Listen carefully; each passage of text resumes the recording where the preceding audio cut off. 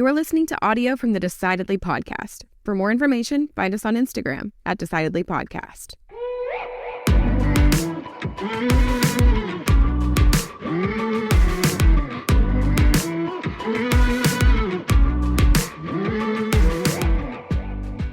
What is your earliest money memory? Going to Ridgely Hills Elementary School every Friday with you, with quarters and maybe occasionally on a great day, some dollar bills, and depositing it into my Omni America savings account. Oh, I remember doing that. Yeah, they started it when I was in kindergarten. By the time I was in 5th grade, they didn't do it anymore. They stopped doing it. No, but I had that. It was a good deal. I had that savings account until like college. Yeah, they finally kicked you out, I think. Yeah, well, no, You just spent it. I spent the money, yeah. I spent it on a car. Oh, yeah, I remember It was a good deal. Mine was, I think I was in kindergarten, and we were living out in New Mexico at the time, and the yards in New Mexico, because it's in the middle of a desert, weren't real grass lawns like we have here, but most of them were either dirt or rock lawns. And so I had this little wagon that I went and I filled up the wagon with the prettiest rocks I could find from people's yards. You stole their rocks. So I was this little kindergarten kid, and I went up and down the street, and I just picked out the prettiest rocks that I could find. And then I went back down the street, and I knocked on everybody's doors, and I said, "Would you like to buy some pretty rocks?" And so people looked at the rocks, and then they, of course, looked out at their own yard, and they knew exactly what had happened. But I sold some nevertheless. And pity rocks. They were pity rocks. And but it taught me that I could earn my own money. You could bullshit people. That I could. Well, it didn't need to be that. That's what was happening, I guess. They were buying my cuteness. Now then you could earn your own. Yeah, they bought it based on how cute I was. But now that effectiveness wore off pretty quick. But I remember when I was in college and my parents got divorced, and my dad told me, he goes, "Well, the money's run out. We're getting divorced. You're done. I'm not supporting you anymore." And I think the expectation was that I would come home and quit college at that point, because that's what everybody in my family had done up to that point. And I remember taking my textbooks to the bookstore, selling them back, taking that money, filling up my car with gas, and driving home, and working all summer to earn enough money to go back, and figuring out how I would kind of put myself through at that point got me started on thinking about how people have relationships with money. And I knew that I wanted to be more involved in that. That's sort of what led me into this career. Well, I'm glad it did.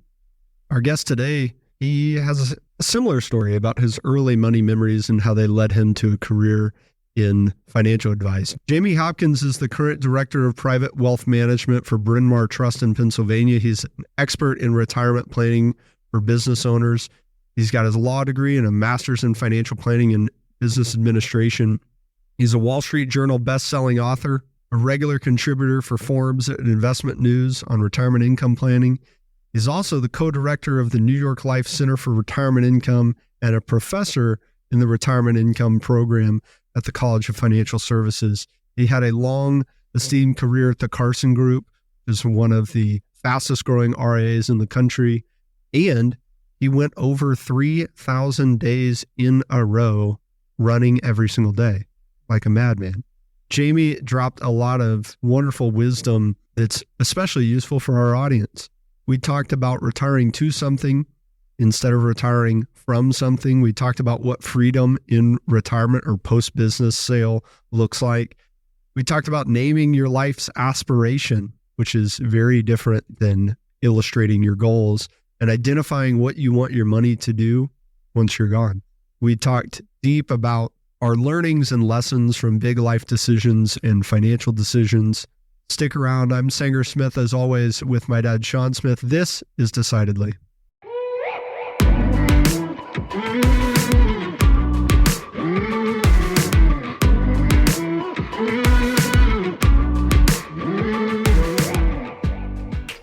Jamie, thanks for being here, man. Hey, Jamie.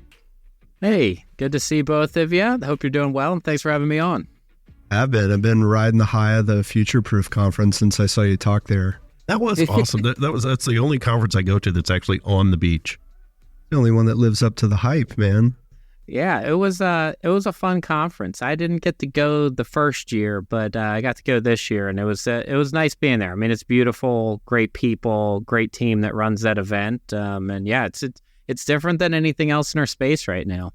Yeah, that's absolutely different. The biggest thing that I got a kick out of was you get there and you're like, obviously everything looks different. It's on the beach, it's outside, it's really new, fresh ideas. But it's a lot of younger advisors. And most of the time as advisors, we go places, and this impacts clients too. So clients are listening like, why should I care about these guys talking about their own industry? When the ideas are presented in the same way that they were presented in 1985 or 1995 or even 2005, that leads to worse results for people. But the funniest thing was when the last day, they had the big, what do you call it? Like celebration, like a ball party or whatever, and they have Redman come out. Oh yeah. Oh, you were telling me. I didn't stay up for it, and you were telling me about it. I didn't know any of the people. I was so out of it. Yeah, you. That's how you knew you were. That's how I knew. That's one of the older people there. Yeah, they've pushed. I think they've pushed the envelope for our industry a bit there, and just what an experience is like. And I think they call it a wealth festival, right? Not a conference. And so it's. They're a good crew, and they've done it a little bit before. Some of those people built one with wealth management back in the day, Wealth Stack, which tried to take a similar approach. And then, that one's pretty much like any normal conference now, so they restarted. So you were invited to speak out there. Walk me through a little bit about your background and how you got into this industry, your journey getting to where you are now. Yeah. It was fun getting out. I got to kick off the conference actually, which was funny. I didn't know that till about like an hour before we started. And they were like, oh yeah, you're like starting the conference on the stage. And I was like, okay. My journey, kind of started in probably a lot of people's journey into finance, early age, right? Experiences around money. My dad passed away when I was 8 years old. I was in the construction world. Him and my mom ran a business together. They ran a contracting company, and he passed away on a job site. Now, obviously, at like 8 years old, after losing my dad, I'm not sitting around thinking like I'm going to go into financial planning and financial services. But, those were the first experiences really around money for me that started shaping a little bit of my path. You just don't know it yet. And, my mom successfully ran that business, still runs it today. She's in her late 60s running that same company. And, I just got interested in personal finance really because of her and her situation. I kept seeing ads on TV and marketing things saying, come do your retirement planning with us. And I kind of was like, well, what does that mean for somebody like my mom? And so eventually I started to kind of dive into it. And one other thing that kind of pushed me into the world was I got to work on one of Bernie Madoff's cases. And that was like the opposite of what you want to see for people like business owners and people like my mom, right? What did you learn from doing that? Yeah. Well, what I learned is that there was, that this business is built on trust, right? And it's almost dynamically different than almost every other engagement that we have, in the sense that like you have to trust your financial advisor or financial professional, whoever it is, in a different way than you trust, like if you go to a fast food restaurant, if you have a bad meal, you just go back up and you say, hey, my meal didn't come out right, and they fix it. Like it's very different. A lot of things that occur in the financial world, like once something goes wrong, it's very hard to fix it.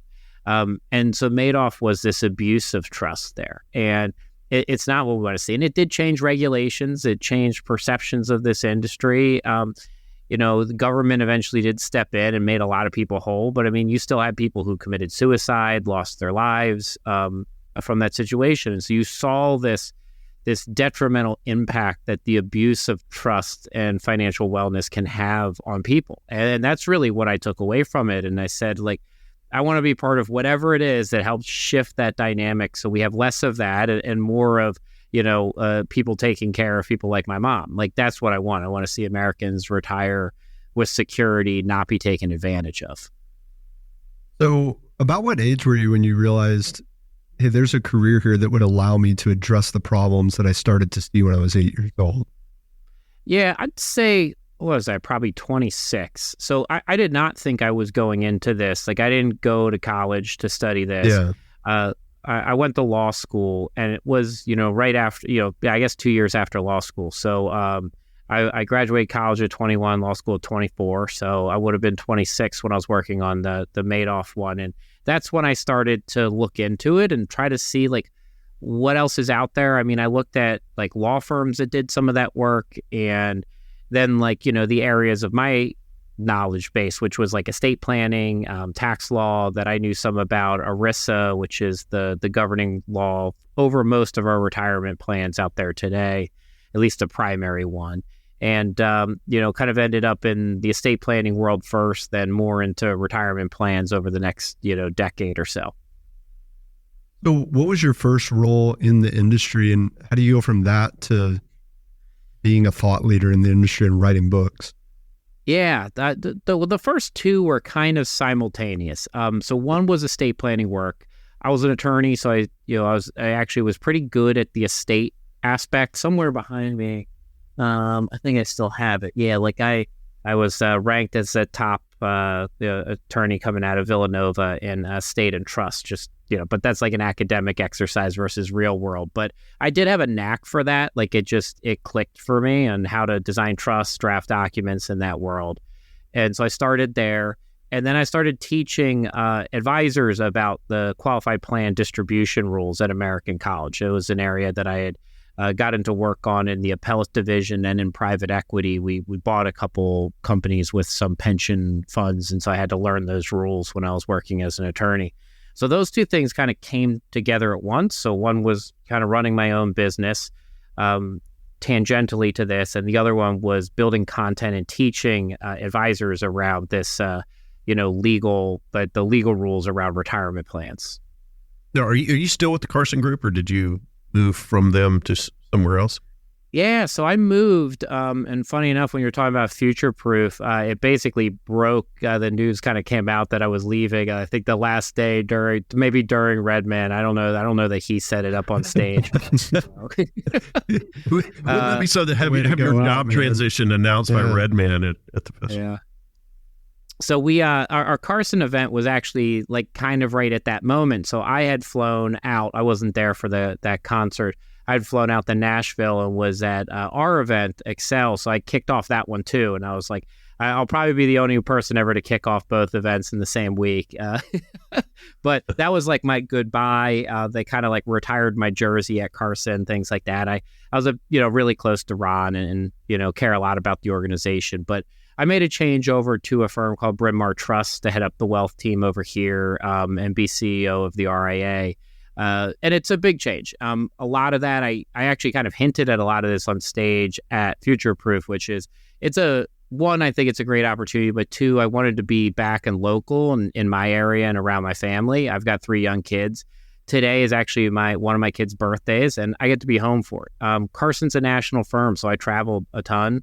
I think I traveled like 38 out of the 40 weeks up until that point this year. I only didn't travel 2 weeks for them. And at one point in life, I loved it. But, you two get to sit here, father-son team, right? It's like, I want to be around for my kids too and not gone and on planes all the time. So that was a big driver for me. What did you wrestle with during that decision? Because that's a big decision, moving from one to the other. A big part of it, it was trying to follow through values that I told people I had, which is a very interesting thing, right? That you talk about being family first. And the reality is I was making a lot of decisions that weren't family first, right? I was missing weekends and sporting events and putting a lot of pressure on my wife and kids to kind of function without me. But I love this industry. I love the work I was doing, and I had a really great place at Carson. And so it was kind of hard to leave there. I hired a couple hundred people there personally too. Like I'm very close with a lot of people. I've been in people's weddings that are there. I've had people move across the country to work with me there. And so it's a tough decision because you're leaving people that kind of bought into the same vision that you had. Now, luckily, places like that, they continue on without you, and that's a good thing. I also just looked at the opportunity here, and I think that there was a great opportunity to raise the profile of Bryn Mawr Trust in our area. They have a long historic brand and a really great team. But, I tried to put family first and not be on the road all the time. And that was the primary driver.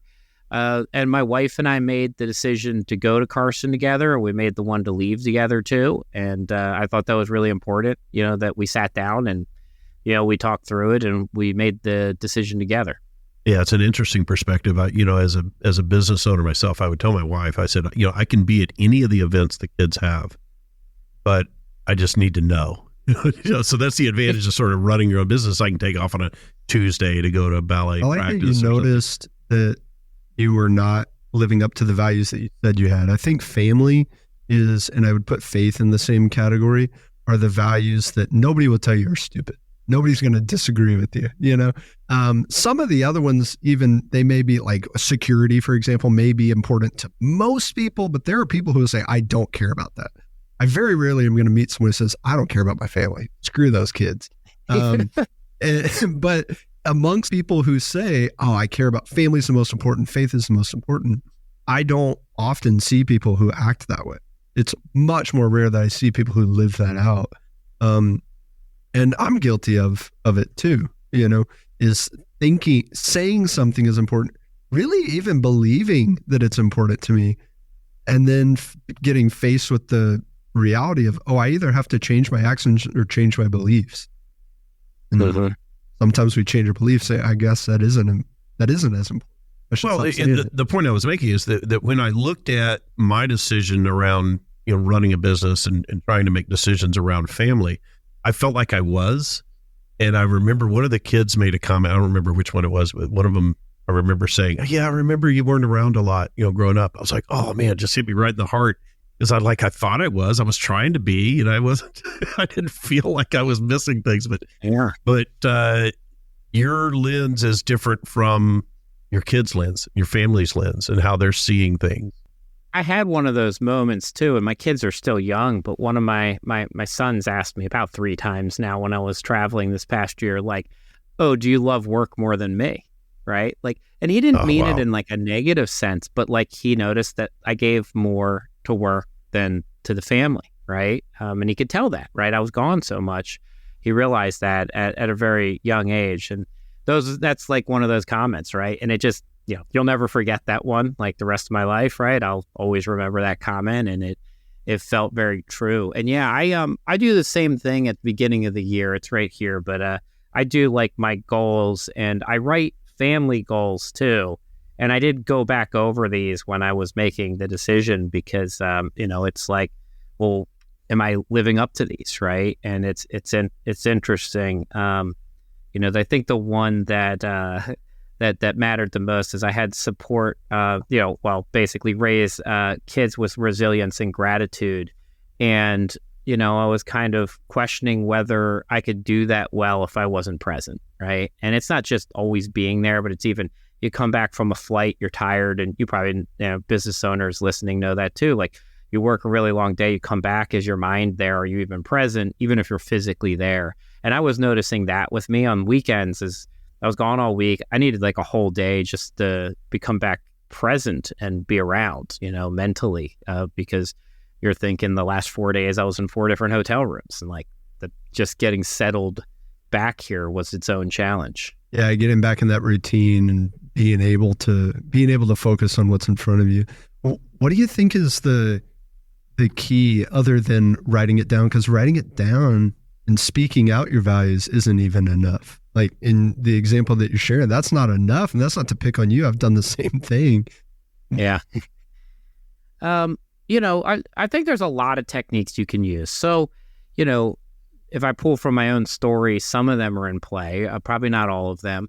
But I do think writing down your values and goals is a useful exercise. But to that point, like, writing stuff down is not enough. I often talk about having conviction. And so conviction is if you kind of look at the definition of that, it's actually like having deeply held beliefs and demonstrating it. And so I think that this idea of conviction is a really beautiful thing, because it's not just I believe in something. Conviction is actually demonstrating your beliefs in the world, right? Like that's actually what conviction is. So it goes kind of one step further.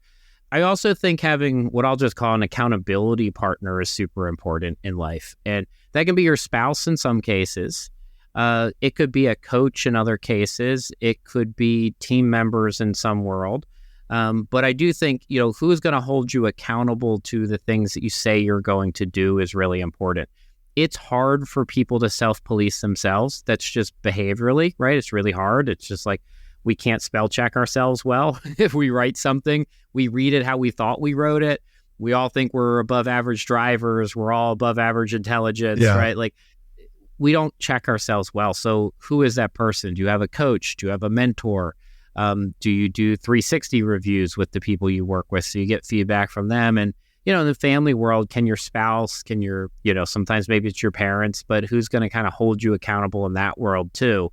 And, I think to some degree, my wife helps hold me accountable, in that world. But so does my mom, my sisters. I feel like I have a great support network that I get to rely on. I didn't have to rebuild that. But for some people, they don't have that network. So I do challenge people sometimes, like, what's your community then? Like, and not the accidental community, but your purposeful community. So do you need friends and colleagues and people that hold you accountable to those values that you say you're going to have in life?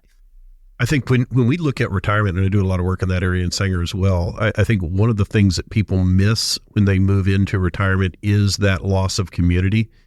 They take it for granted, the people they work for, that meaning and that sense of purpose and meaningful work. And then when they leave that, they seem to really be lost without that community of fellow travelers, so to speak. Yeah, and that's that term I used once already is accidental communities versus purposeful communities. It's I don't think I made it up, but I haven't seen it used in those terms much around retirement. But most of our lives, we end up in what I kind of say is accidental communities, right? We're born into our family. That's accidental in the sense like we didn't pick that, right? Like I didn't choose to be born into my family. Now, when you get married and have kids, that's a purposeful community. But a lot of times, like work, you end up in this community and maybe you pick the job, but the people you end up friends with at work and communicate with, probably a little bit accidental. It's like who you ran into on your first day and like who sat one cube over from you. And like that becomes part of your community, who your boss hired to sit next to you. And we rely on a lot of those. You get to retirement and a lot of those accidental communities can disappear. And so then the challenge is like, what are you going to make as your purposeful communities? And what role are you going to play in those communities, right? Are you going to, give back to your church and be a driver of activity in communities? Or are you going to be a participant? Even in your family, what role are you going to play when you retire? And for business owners, that can shift, right? Like all of a sudden you have more time. You might play a different role in your family organization than you did pre-retirement. And so I do think it requires a shift from almost like this accidental community world to a purposeful community world, because a lot of the accidental ones kind of disappear. Not all of them, but a lot of them can at least alter at that point when we get to retirement. I like the phrase that you used, the family organization, because your role in that organization is important and you can be purposeful about it. In some ways, we step into roles that we were not necessarily given, right? So you're a husband, not necessarily because you chose that unique role off Indeed. You're a husband because you just are a husband, right? But that has job requirements that come standard with the role. And the way that you fill the role is something that you can choose, and how committed you can be to the role is something that you can choose and in communion with your wife can design. And I don't think a lot of us do that for the roles that we play within our families. Or even like our friend groups or our communities, like you say, like you play a role in your community that you might not be conscious of. We do it for work, especially business owners. We're really conscious of the role, whether it's, I'm a leader or I need to step back and have less of a role so my business can run itself. We're really aware of the role that we're playing, and we're designing roles for other people who work for us in our company. And then we go to our family and we're just dad, wife, sister, brother, father, and we accept the standard job requirements of that role without a lot of conviction, like you were talking about. Yeah, and actually, this is not really my area of expertise, but it's one that I think we all have experience on. Is, when you talk about families and spouses, is actually like talking through roles. To your point, a lot of spouses just kind of take on roles, right? Like I'm a husband, and like I just take on some husband-esque duties. Yeah, maybe it's because dad did that for you in your family. Yeah, or you see on TV that husbands do it. Like it can come from anywhere if it's not coming from you. Yeah. And it's not always the case that both spouses wanted those roles, right? It's an interesting thing, right? Like, and sometimes they change. Like I love cooking. So like I've taken that one on, and like we do discuss it now, but like, I don't think at first I really like sat down and said like, I'm going to do all the cooking. It's just like, I just kept doing all the cooking because I liked cooking. But, right. It was probably worth a good conversation of like, do we want to share in this one? So I think our roles change a lot, when we sell a business, get married, retire. Have you noticed that there are mistakes people make in their thinking or their frameworks, mindsets when they move into that phase, into retirement, for example? Yeah. So ones that you see of behavioral changes, actually, there are, I'll talk about both personal and then family dynamic ones. We kind of touched on this one earlier. So if you actually look at the data around happiness in retirement, what you see is retirees are actually happier than the general population on average. One of the problems with averages is, though, right, it's not telling you a totally clear picture. Interesting thing is there are actually more people depressed in retirement that land in the depressed category than in the general population. So it's a very confusing thing. And the reason is you get a lot of people that get this positive move upward in retirement. And are you saying there's more of both, more people who are more happy and more people who are more depressed?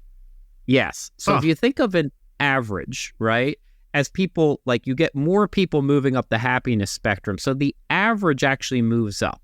The average of the whole population is happier, but you actually get people that shift downward and become more unhappy. So you don't have a lot of people that kind of just sit in the middle. You get people that become happier and you get people that become less happy. And when they look at the group that becomes more depressed, it's mostly due to that loss of meaning and community, that all of a sudden their work is gone, their natural community is gone, and they don't find a way to replace that.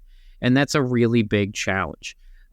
One of the exercises I've had people do before when they're looking at retirement is actually fill out a calendar and write down the times of what you're going to do in a day once you retire. And you'll actually find it becomes like kind of challenging because you're like, you've got 9 hours open and you're like, well, I've got like 3 hours of stuff I can write down. And it forces people to visualize it. And there's some research by a individual at a UCLA called Hal Hirschfield, who's done a lot of work on the visualization of your future and how it creates this connectedness between you today and that future. And it has a lot of really positive behavioral elements to it. He actually has a new book out. I forget the name of it, but maybe later on you guys can drop it in the show notes. But he's a fantastic researcher. And, that's actually a really good thing to do is, what is this going to look like? Write it down, visualize it. He even goes so far as say, like, put pictures to those things. It helps our brain actually like tie it in a little bit better.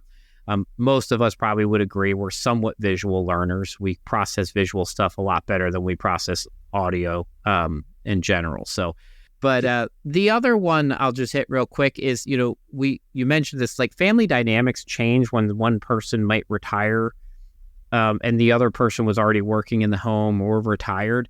And having conversations of what life is going to look like is really important. I see it all the time, two vastly different views of what retirement's going to be like.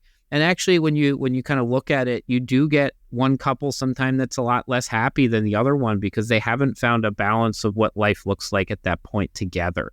And I think that's super important as your world changes tremendously when you retire in a lot of cases. But make sure that you understand, like, what are the job duties at home and in the relationship that you're both going to take on. In some ways, Jamie, I don't know that I don't have any data to support this, but I'll tell you anecdotally what I see as an advisor.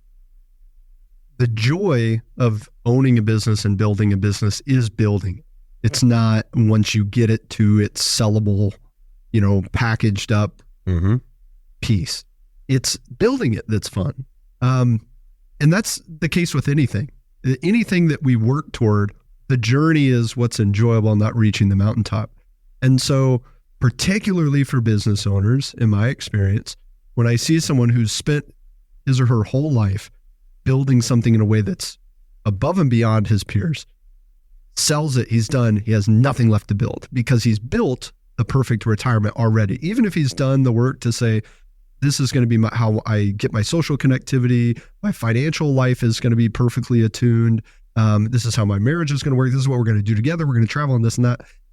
When they've already built it and they arrive at retirement or post-exit from their business and retirement's built for them, there's less happiness than the families that I see where they go, okay, now that I've built my business and I'm done with my business, I'm moving into this phase where I'm going to build out my perfect retirement. Now, of course, there are things that you've got to already have the resources for. You got to have the money to build the perfect retirement, right? You can't hope I'm going to sell my business and the money's going to come later magically. But it's like a family that I'm thinking of as you say this, a couple that live in Virginia, they sold their business. A few years later, he retires from work entirely. And his job now is, hey, I'm going to build this beautiful home. And that's occupying his creative energy. It's giving him a purpose, a reason to wake up and go, okay, I'm going to build this perfect home. And the joy of it and why it's kind of like taken him a while is because he kind of notices he didn't want the journey to end. Yeah, once I build this home, what am I going to do next? Yeah. There is some data to support that phased retirement is really beneficial from like a happiness and enjoyment standpoint. And I think to some degree, it's that, right? Like it gives you a pathway to figure out where you're going to get the enjoyment from. But I love that like project-based thing.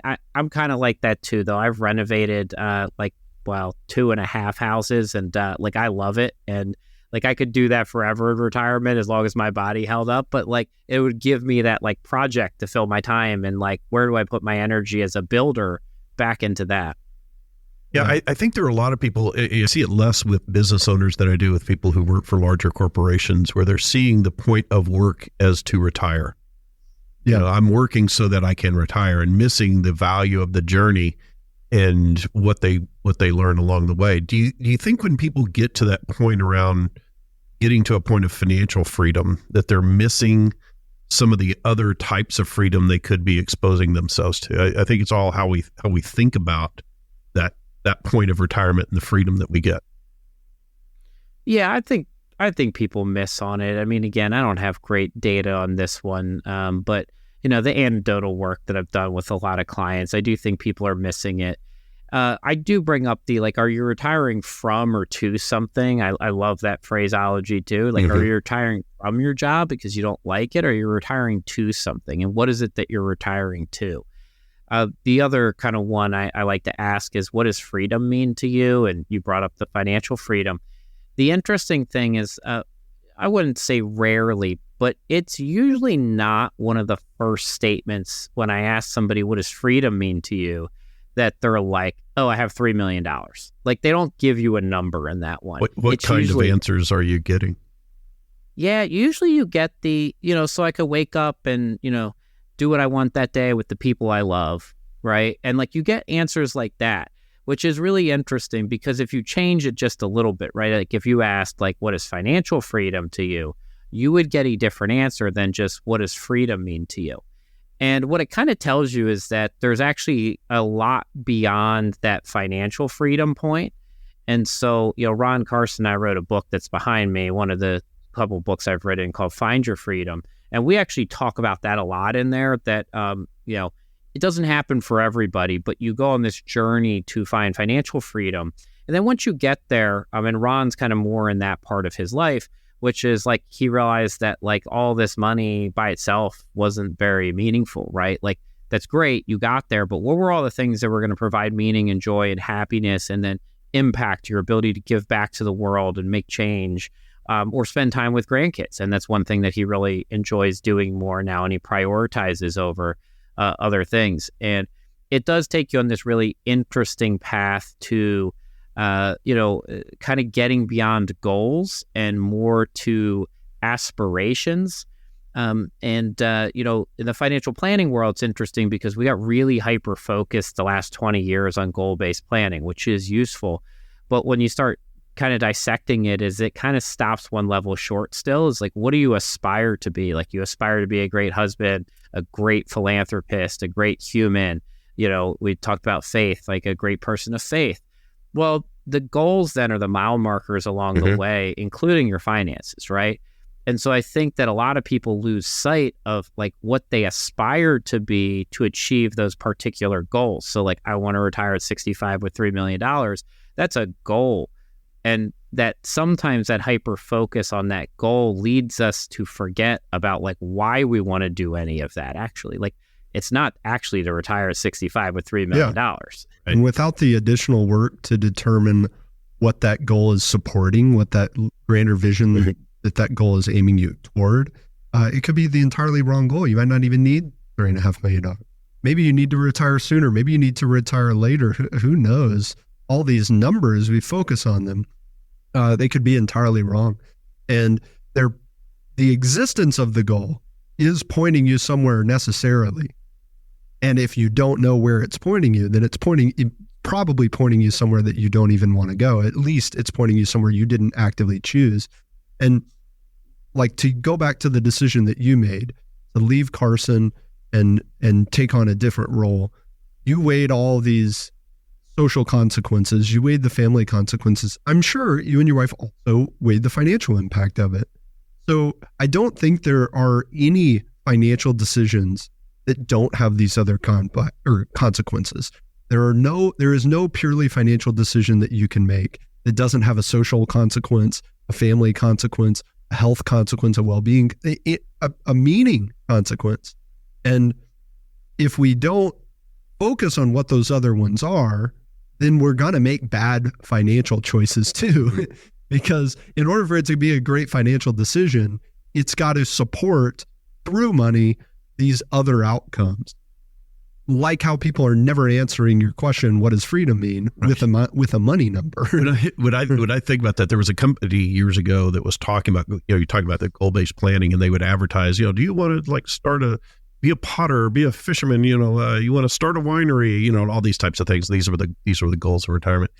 And I looked at that and I said, well, there's a step before that, before somebody can establish realistic, meaningful goals, and they've got to get a place of security and freedom. They've got to be at that point first, but they've also got to define what is that freedom that they are seeking. What is that larger thing that sits on the other side of those goals, right? And so that Dan Sullivan talks about, I'm sure you're familiar with Dan Sullivan, a strategic coach, talks about the 4 types of freedoms. He talks about the financial freedom, being able to kind of have the resources to live the life that you want, but also freedom of time, being able to spend my time how I want, but then freedom of relationships to be able to associate with people who are helping me grow, and then the freedom of purpose to being able to pursue the things that I want that are going to help me grow and get to more meaningful periods. So when he looks at those 4 points of freedom, I think defining it that way and understanding how you define those definitions of freedom for yourself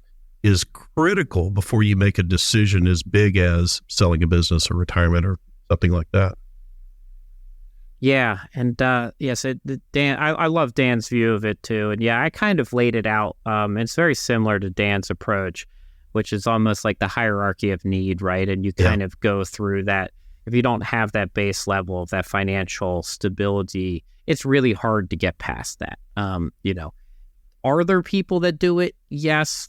But it's pretty rare, right, that somebody lacks financial stability, but yet still finds freedom in the other areas. So they kind of stack on each other, through legacy. I think that one's an interesting one too, because a lot of people, when I bring up legacy, they immediately go to, that's a different one, is like a lot of people in my world, I guess, and probably yours, and I guess it's the construct of the environment. But when I bring it up, people usually talk about money in that one, and I'm always like having to refer people back. I was like, most of legacy is actually not about money. It's like, what are the values you passed on your kid, or the impact on the world, and like, charitable endeavors. And that doesn't just have to be dollars. The other one I like doing with people around this too is I ask them, like, I've got 2 retirements for you, right? One is, right, you have the most efficient retirement income plan of all time, and you die with the most money that anybody's ever had in the history of the world, but you're pretty unhappy. I was like, here's another one, right? You spend all your money down. You don't have any money when you die, but you were the happiest person alive ever throughout retirement. Which one do you want? Right. And like, in my life, right, nobody's ever said I want to die with the most money possible and be super miserable. Right. I ask people the question about, what do you want to see your money do when you leave it behind? So when you pass away, what do you want your money to do? And people will invariably answer that question by listing beneficiaries. I want you to go to my kids or my wife or my church or whatever. And I'll have to reframe the question to say, no, what is it that you want it to do? Not where do you want it to go? What do you want it doing when you're done with it? Why do you think that is such a hard question for people to answer? I have the same experience. People don't answer it in any other way than say, well, I want Johnny to get some. Yeah. Yeah. I have an assumption on why, and I'll tell you, this actually came about when I was doing estate planning work, and I realized that different cultures will actually answer this differently. There are cultures that approach more of a passing on of values as part of their legacy conversations, right? And they'll actually answer the question slightly different. I'd say my traditional world up here, and then where I work with, most people don't answer it that way. But there are cultures that are more focused on that, and so they will answer, around a value-based approach. I think the main reason, though, in the United States is that we tend to be a little bit more of a death-denying society. We actually don't like talking about dying. We don't like talking about what happens to us afterwards. We actually try to avoid that conversation. It feels really unnatural. Where a lot of countries, right, they actually celebrate death more. Like, we mourn death here. Like, as a country, we generally speaking mourn death. Yeah, even compared to Mexico, which is right next door, especially for us in Texas. Yeah, people always say, if I die, not when. Yeah, they do. Yeah, if I die. There's a question about that? Yeah. I'm pretty sure you're gonna. That's a really good point. I think that I wonder. I'm curious what the cause of that is. I suspect that it's a focus, a consequence of a materialist culture, is when we idolize things that aren't everlasting. Then we don't focus on the components of us that are transcendent, or that at least have a hope to be. And values transfer is a part of that. So we do like to live as if we're immortal, at least unconsciously. I think a lot of people act that way. We really like superheroes here too. I think that I got to put some blame on Marvel and DC somewhere in here, right? Like, it's just like, we're like, yeah, well, but maybe I am Superman. I don't know for sure. Like, I haven't tested it out if I'm immortal yet. So I just don't know. But yeah, it's interesting. Mexico, even when you go to Europe, Europe still, even though most of America, right, is immigrants from somewhere at some point, right? But you go to Europe and they celebrate people's lives more. And a lot of my family's from the Netherlands, and we went back to my aunt's funeral about a year ago. But it's much more of a celebration of life and storytelling and photos, and it's a whole day long of that. And it's, here it's a very different experience in most, not all, but it's very interesting to just see that dynamic from, as you said, Mexico, very different approach, right? Latin America, very different approach. Parts of Europe are actually a little bit closer to us, and they mourn more than they celebrate. I wanted to ask you, this is off topic. I think I heard that you ran for 3,000 days straight. Yeah. Right? Yeah, I ran for 3,004 consecutive days outside, just about right around 5 miles a day for that entire stretch. Didn't miss a day. It is, look, it's always somewhat relevant. It actually tells you a little bit about my mindset is probably what it tells you the most about it. But yeah, I broke my leg in a soccer match during that point and ran on a broken tibia until it healed. But during that stretch, I would take an ACE bandage wrap take the like metal brace off, wrap up my leg in the ace bandage and go for a run and hopefully not make it worse. And so, yeah, I would not recommend that to people, though. Like, there are things you do in your life that you're like, but I wouldn't recommend, like, I don't want my kids to do that. And it's an interesting thing, right? I did it because I was trying to, most of it was like a mental toughness thing and trying to kind of demonstrate I guess like a way to demonstrate the type of commitment that I can show to something. And, that's why I did it. I don't think it was necessarily a smart thing. I wouldn't recommend it for others, but I felt like I could do it. And, ultimately I did. My leg did heal all the way up. And funny enough, like I didn't have any physical therapy after because I actually moved my leg and ran on it every day. So like, there's maybe something to that, but I went through a lot of stuff. I actually broke 3 ribs during that time period too. So I ran with broken ribs. That was actually harder than running on a broken leg, for as odd as that sounds, because as soon as you get, if you've ever broken a rib, as soon as you get out of breath or try to laugh or anything, it's awful. So like the very first day I went to run with broken ribs, I like was running up a hill and got out of breath. And was like, I had to stop. Like, it just stopped in my tracks. Oh, I yeah. was like, I've had a broken rib. It sucks. Yeah. Yeah. And there's the reason I ask you that is that when you go through times of stress like that and you're challenged to make decisions every time you re-engage and keep that going, what did you learn about decision making? What would you say would be your biggest decision making tip for people? Yeah, I actually had 3 really big things. So I'll go through the 3. The first one was you need relevant experience to be able to accomplish something that you otherwise wouldn't have thought possible. So if you would have told me at the beginning that I could run for 3,004 days through broken ribs and a broken leg, I would have told you I couldn't do that, right? So it wasn't until I started developing like that day-to-day experience of how to run, how to overcome a sprained ankle and still go run, how to get sick and go run and take care of my body, that I could actually realize that I could accomplish it. So that was one really big thing. I also learned that, you really do develop habits. And so that was a developed habit for me, and it became easier. And reality was, it was just going and running for one day ultimately, right? Like, I didn't run for 3,004 days at one time. I ran one day. That's it. And like, I tell people, like, I didn't run 3,004 days. I went for a run. Like, you could go for a run today. You just have to do that again and again, a whole bunch of times. But like, you just go for a run today. That's it. And it all starts with just one foot in front of the other. Most of us can do that. In total, it seemed really daunting, but when you think about it and you break it down to the pieces, it's not as daunting. And then the last one is that your goals and things that matter to you change. So I started it when I didn't have kids. I wasn't married to my wife. I didn't have a dog. I didn't own a plant. I lived in the city with a roommate, and I traveled all the time. I was barely in the city, and I could run every day, and that was my goal. Fast forward 8.5 years, I had 2 kids, a dog, a wife, and a house, and running every day through broken body parts was no longer important. And so to stop, that's what I realized. And I just stopped one day. I was like, I think I'm done, because it wasn't important anymore, right? Like, my goals in life and priorities had shifted. And so then it's okay to change your life. And like, I had to give myself permission though, to be like, hey, this is a habit and a thing that was really important to me. And it's okay that it's not important to me anymore, because what I want in life is different. I want to be healthy for my grandkids in 30 years, not run for another 5 years every day. Yeah, that's really healthy. I've had experiences like that myself. Thank you for sharing that.